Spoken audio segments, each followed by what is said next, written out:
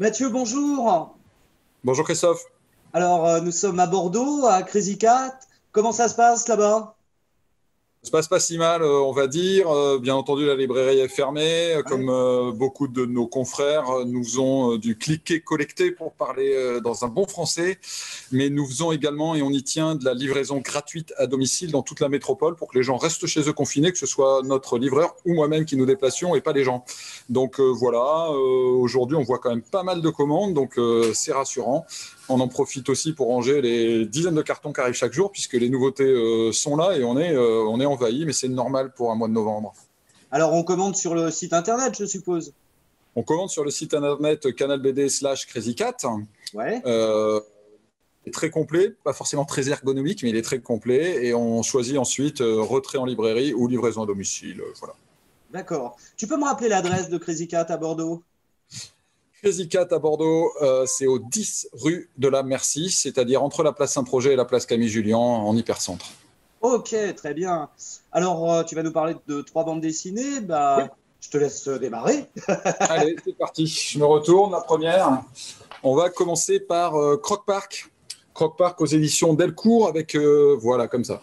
Hop, je me cache derrière. Croque Park aux éditions Delcourt avec une nouvelle collection, Coup de tête, qui est une collection dédiée au sport, mais au sport sous un angle souvent social, politique, historique. À la manœuvre, C'est nous avons Chris qui Sylvain est Gache. directeur de collection. Chris, qui est directeur de collection, Sylvain Gache au scénario, et j'en parle aussi parce que c'est notre ami Richard Guérino au dessin. Richard Guérino est bordelais, c'est un ami de la librairie, et puis surtout, c'est un très grand dessinateur. Il a adapté plusieurs romans de Jean Telet, il a fait Le Chant d'Estrige en 18 épisodes, donc c'est un grand. Il a son atelier à 300 mètres d'ici. Et Sylvain est de jeter Blois et s'occupe du BD Boom, d'ailleurs. Oui, exactement. Drôle, Allez, salut. regardez, c'est un trait dans une ligne assez claire.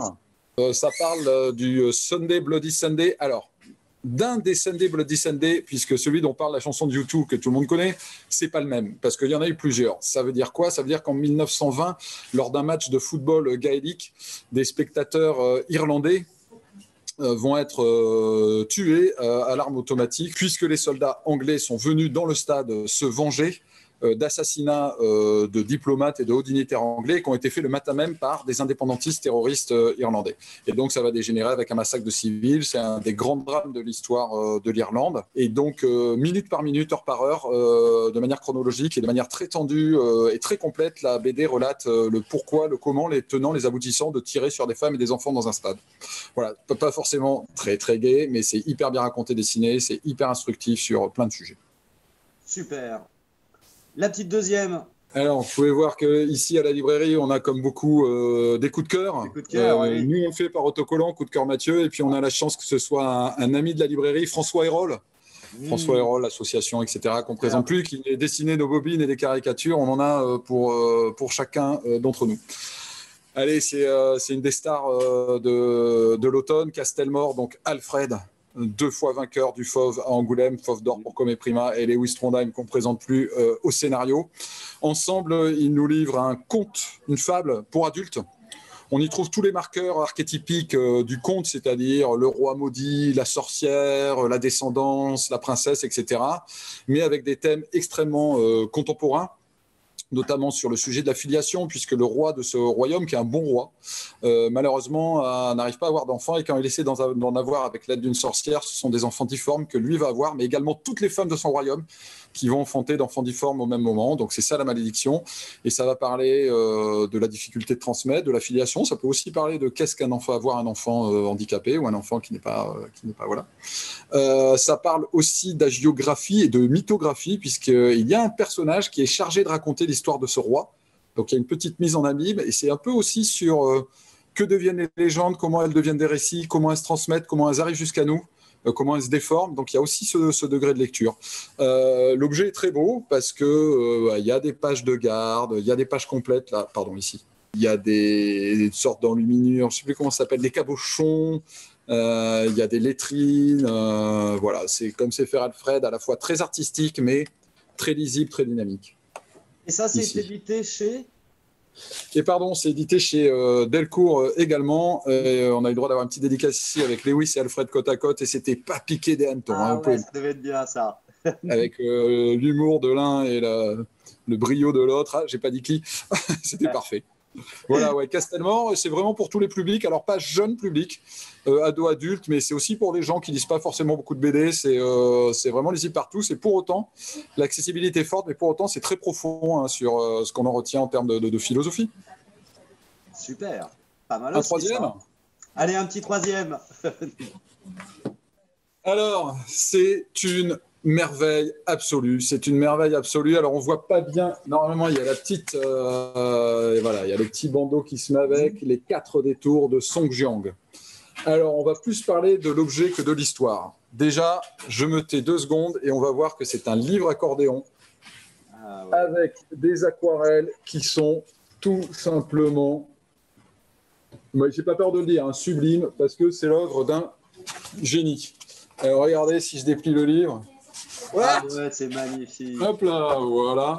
Il va se déplier recto verso sur 2 fois 6 mètres, je pense 12 mètres, plus 8 petites cartes qui viennent compléter l'histoire, qui sont des cartes avec un texte, un dessin, et qui viennent compléter la lecture. Elles sont inspirées du tétragramme taoïste. Le tétragramme, c'est une sorte de tarot qui sert de divination. Qu'est-ce que c'est que cette ovni d'une beauté infinie ? Guillaume Trouillard, peut-être le plus grand aquarelliste en France aujourd'hui en activité, et également fondateur des éditions de la Cerise à Bordeaux. Il est également éditeur de la revue Clafoutis. Au scénario, c'est Alex Chauvel du collectif Polystyrène. Et c'est les pérégrinations, parce que c'est une vraie BD, hein, vous voyez, il n'y a pas de case, mais il y a quand même des bulles et une aventure. C'est les pérégrinations d'un sage aux 4 points cardinaux, où il va rencontrer de manière philosophique 4 seigneurs sur les 4 points cardinaux, mais j'en dis pas plus. Et l'expérience est complétée par un regard extérieur, par les cartes que vous avez vues ici.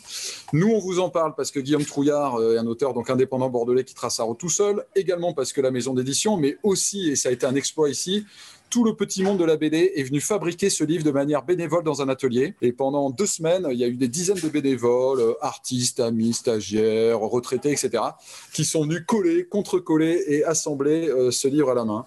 Excellent. Et pour moi, c'est le cadeau idéal, parfait. On voit pas bien, mais il y a une dorure ici, couleur bronze. Enfin, il y a un objet qui est sublime. Voilà, j'ai été un petit peu long, mais c'est incroyable.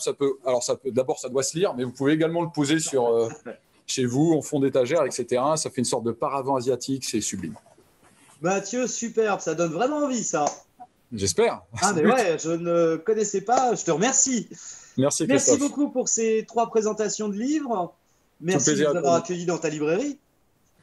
Et à bientôt quand ça rouvrira. Hein. Et puis, sinon, je reviendrai faire un petit tour comme ça par Zoom.